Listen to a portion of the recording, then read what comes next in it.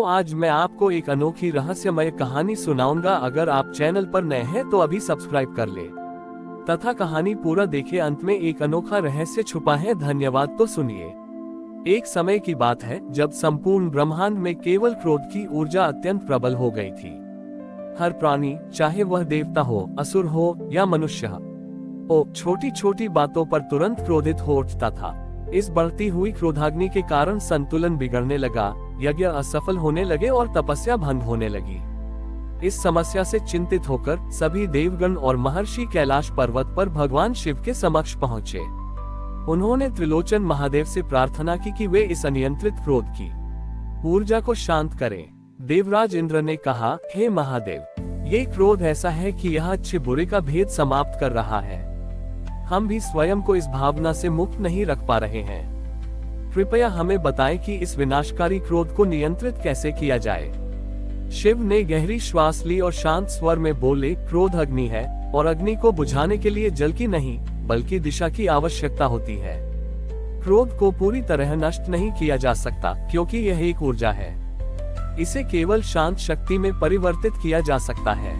शिव ने उन्हें एक कथा सुनाना शुरू किया जो उनके अपने ही शांत क्रोध के सिद्धांत पर आधारित थी। एक अत्यंत तेजस्वी और शक्तिशाली महर्षि थे जिनका नाम था तपोधन। तपोधन अपनी कठोर तपस्या के लिए प्रसिद्ध थे, पर वे अपने अत्यधिक क्रोध के लिए भी जाने जाते थे।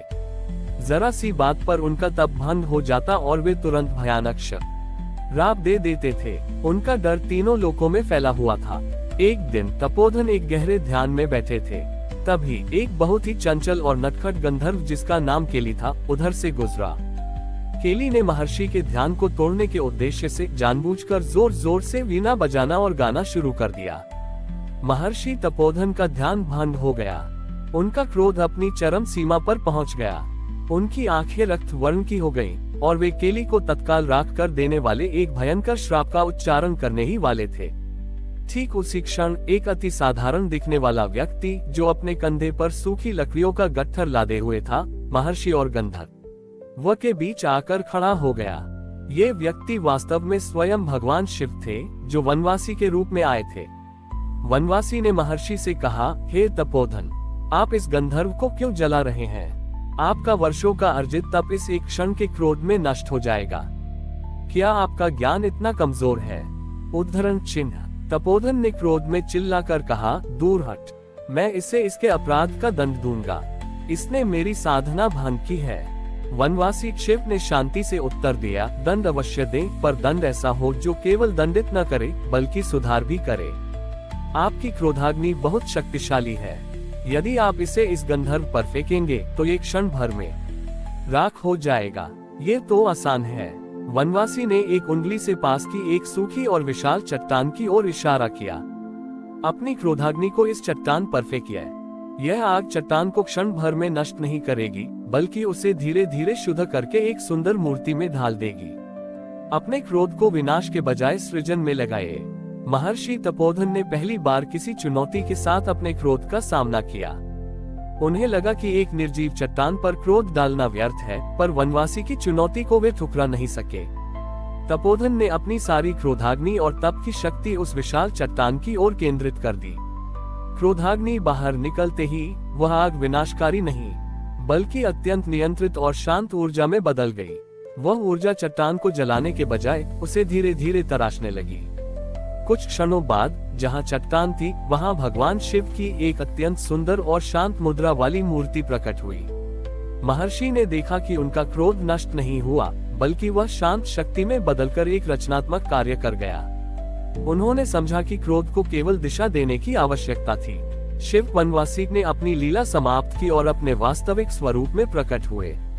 उन्होंने कहा, तपोधन, क्रोध की शक्ति को त्यागने की कोशिश मत करो, उसे नियंत्रित करो। उसे उस दिशा में लगाओ जहां वह तुम्हारा और संसार का निर्माण करे, न कि विनाश। मेरा तीसरा नेत्र इसी शांत क्रोध का प्रतीक है। जब खुलता है तो विनाश होता है, पर वह आंख केवल अन्याय को जलाने के लिए खुलती है, अनावश्यक रूप से नहीं। तपोधन का अहंकार और क्रोध दोनों शांत हो गए। उन्होंने अपनी शेष तपस्या को आत्म सुधार और शांत शक्ति के उपयोग में लगाया। शिव ने देवगणों से कहा, तुम सब भी अपने क्रोध को न्याय और धर्म के शांत निर्माण में लगाओ। जब क्रोध शांत होता है तभी वह शक्ति बन पाता है। महर्षि तपोधन, जो अब अपने शांत स्वरूप को पहचान चुके थे, शिव के चरणों में गिर पड़े। उन्हें अपनी वर्षों की भूल समझ आ गई थी कि वे क्रोध को एक आवश्यक शक्ति मानकर उसे अनियंत्रित ढंग से उपयोग कर रहे थे, जिससे केवल विनाश हो रहा था। हे महादेव, तपोधन ने विनम्रता से कहा, मैंने अपनी क्रोधाग्नि को व्यर्थ ही गंधर्वों और ऋषियों पर जलाया। अब मैं संकल्प लेता हूँ कि मैं इस ऊर्जा को केवल सृजन और शुद्धि में लगाऊंगा। परंतु साधारण मनुष्यों के लिए इस शांत क्रोध को जानना और अभ्यास करना कैसे संभव होगा? उद्धरण चिन्ह। शिव मुस्कुराए, मनुष्य को केवल अभ्यास चाहिए। तपोधन, क्रोध अचानक नहीं आता, ये प्रतिक्रिया है। जो व्यक्ति अपने मन और इंद्रियों की प्रतिक्रियाओं को नियंत्रित कर लेता है, वह क्रोध को नियंत्रित कर लेता है।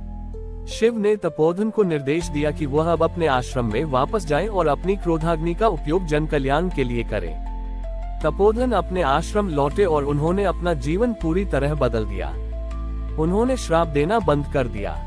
इसके बजाय जब भी उनके मन में क्रोध की लहर उठती, वे उसे परोपकार में परिवर्तित कर देते। उदाहरण के लिए, यदि कोई शिष्य गलती करता और महर्षि को तीव्र क्रोध आता, तो वे उस क्रोध को श्राप में बदलने के बजाय उस शिष्य को ज्ञान देने में लगा देते। वे अपनी सारी ऊर्जा और ध्यान शिष्य की त्रुटि को सुधारने के लिए झोंक देते, न कि उसे दंड देने के लिए। एक बार की बात है, एक दुष्ट राजा ने महर्षि तपोधन के आश्रम के पास रहने वाले गांव वालों को बहुत प्रताड़ित किया। राजा ने उनकी जमीन छीन ली और उन पर भारी कर लगा दिया। गांव वाले डर के मारे कांप रहे थे। जब महर्षि तपोधन को ये बात पता चली, तो उनके भीतर भयंकर क्रोध उठा। वह जानते थे कि उनका एक श्राप राजा को तो अंततः भस्म कर सकता है। लेकिन इस बार तपोधन ने शिव के ज्ञान को याद किया, क्रोध विनाश नहीं, सृजन होना चाहिए। तपोधन ने अपनी सारी क्रोधाग्नि को एकत्र किया और उसे राजधर्म के सिद्धांतों में परिवर्तित कर दिया। वे सीधे राजा के दरबार में गए। राजा उन्हें देखकर भयभीत हो गया, क्योंकि वह जानता था कि महर्षि का क्रोध कितना भयंकर हो सकता है। तपोधन ने राजा को श्राप नहीं दिया। इसके बजाय उन्होंने अपनी नियंत्रित क्रोधाग्नि से राजा के अन्यायपूर्ण कार्यों को शब्द रूप दिया। तपोधन ने इतनी शांत, स्पष्ट और तर्कपूर्ण वाणी में राजा को उसके कर्तव्यों और धर्म की याद दिलाई कि राजा का अहंकार हिल गया। तपोधन ने कहा, राजन, यदि तुम अपनी प्रजा पर क्रोध करते हो, तो ये तुम्हारे विनाश का बीज बोता है। राजा का क्रोध व्यक्तिगत नहीं होना चाहिए, ये केवल न्याय को स्थापित करने के लिए होना चाहिए। अपने क्रोध को शक्ति मत समझो, उसे कर्तव्य का प्रकाश बनाओ। महर्षि के शांत, नियंत्रित और धर्मयुक्त शब्दों में इतनी शक्ति थी कि वह राजा के हृदय में सीधे उतर गई। राजा को यह एहसास हुआ कि महर्षि का नियंत्रित क्रोध उनके श्राप से कहीं अधिक शक्तिशाली था। श्राप तो केवल शरीर को जलाता, पर महर्षि के शब्द अधर्म को जला रहे थे। राजा ने तुरंत अपनी भूल स्वीकार की, गांव वालों की जमीन वापस की और भविष्य में धर्मानुसार शासन करने का संकल्प लिया। इस प्रकार महर्षि तपोधन ने संसार को सिखाया कि शांत क्रोध ही वास्तविक शक्ति है। ये वह शक्ति है जो गलत को सुधारती है, पर किसी को जलाती नहीं। यही शिव का शांत क्रोध है, जो अन्याय को दंडित करने के लिए खुलता है, पर स्वयं को कभी नियंत्रित नहीं होने देता। हमारी और भी आध्यात्मिक एवं अनोखी कहानियां देखने के लिए हमारे चैनल पर जाएं तथा धार्मिक एवं पौराणिक अनोखी कहानियां हमारे चैनल पर है। कृपया जाके देखें तथा हमारे चैनल को सब्सक्राइब करके रखें और वीडियो लाइक जरूर करें। धन्यवाद।